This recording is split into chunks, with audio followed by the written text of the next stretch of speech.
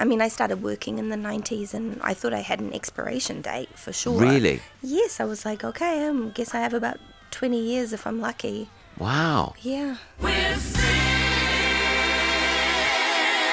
For anybody who's never watched Yellowjackets, how would you describe it, may I ask? It's a show about a soccer team in the 90s that crashes in the wilderness and have to survive for 19 months out there.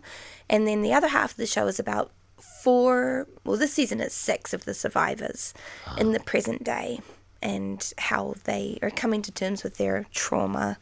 And it sounds very, very tragic. It's actually quite funny. It's quite very funny in parts, and yeah.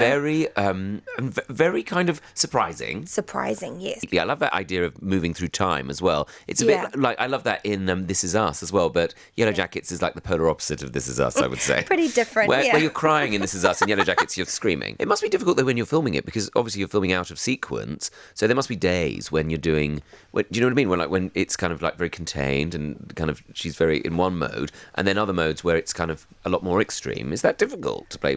How do you kind of go, jump around like that? It's honestly so fun. I just love it so much. So it's, it can be challenging at times, but then also how lucky am I that this is my job? It's crazy. It's crazy how fortunate I am. So to, complain about any aspect of it is a little bit beyond me. How far ahead in advance do you know what's coming up? Not very far. This season we would get the scripts a few days before we shot them. Right. In the first season I had a lot of questions because I didn't know the writers yet, so I was always asking questions. This season I tried to not be as much of a bother. You must be so intrigued, though. I am. Yeah. There's so much I want to know about. I want to know about the man with no eyes. There's so many things I want to know about. But there's so many things going on. I mean, I guess if you do start to ask questions, you'll never stop. Like, why? Why? The main question. Why? Yeah, why? Why is that happening? Why? Just send an email. Yeah. Why? The writing team there, are they, what are they like? Are they kind of as eccentric as I imagine they are? They are actually pretty eccentric. They are. There's 3 of the head writers. A married couple created the show. Of course, it's got that all over it. Yes, very much, of course. Married couple from New Jersey. Classic. And they're awesome. They're very interesting people. They're very funny. They're very smart. It's great. I'm so lucky. I do think as well writers are often allowed to be quite eccentric in their ways, aren't they? Because I think they're locked away in their rooms. They're allowed, all these fantasies in their head get written down, and then suddenly people spend millions of dollars actually making them come to life.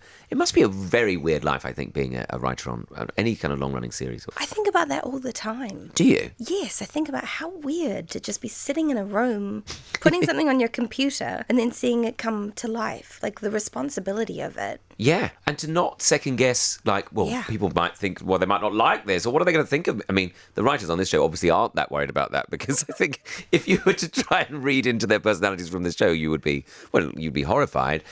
So I suppose there's a bravery there, isn't there? That they're like, this is what we want to write. There is a bravery, I think, to come up with the craziest things and be like, go ahead and judge me for it. Yeah. I guess that's what we gravitate towards as well. I always think with any kind of art, you go like, oh, I wish I was able to say those things. I wish I was able to explore that part of my imagination. Yeah. And we kind of respect the people for doing it. One of the lovely things about it is because it moves through time. A lot of it is set in the 1990s, which Sinead and I were just saying, like that's our time. That's our time. It was my time too. There we go. I lived in London in the 90s. Oh, did you? Yeah. Oh, lived in Shoreditch. Oh, wow! You were ahead of the curve. Cool. Yeah. Was it cool then? Was it? It was about to be. Yeah, you really set as that. I was leaving, it became.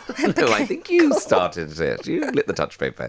I don't know. Does it feel like it's unusual, perhaps, to be able to represent people of our generation, I guess, going into that kind of middle age, not middle age, but like kind of getting a bit older. Probably is middle age. I think we've got to face it now. We are. Is that middle age? It. What is it like approaching your character? Because I mean, is it fun to do the sort of more contained stuff as well, the more kind of suburbanite sort of thing? It is fun because there's so much simmering under the surface at all times. So that's a thing that's really fun to play. But in terms of like the middle-agedness of all of it, I think the great thing for me is that there's so many middle-aged women in the cast. Yeah. Like near the end of the season, we were doing scenes and there was me and Christina Ricci and Juliette Lewis and Tawny Cypress, and Lauren Ambrose is on our show now from Great. 6 Feet Under, and Simone Kessel. And the 6 of us are all in our 40s and playing these amazing roles and getting to do these scenes all together. And I just was like, this is heaven. This is amazing. Do you think it's still, because I know it's talked about a lot more now than it ever used to be, but do you think that's, is it still the case in Hollywood that it's still difficult for people, well, women in their 40s and above to find work? I mean, it's getting easier. It's getting a lot easier than it has been before. I mean, I started working in the 90s and I thought I had an expiration date for sure. Really? Yes, I was like, okay, I guess I have about 20 years if I'm lucky. Wow. Yeah. Isn't that horrifying? It is, but Yeah. I mean, look at Melanie now. Yeah. In two of the biggest shows of the year. Yeah, absolutely. And I think as well, it's a story. It's a character type that isn't often explored. Yeah. And so, and people find it so refreshing. They love it.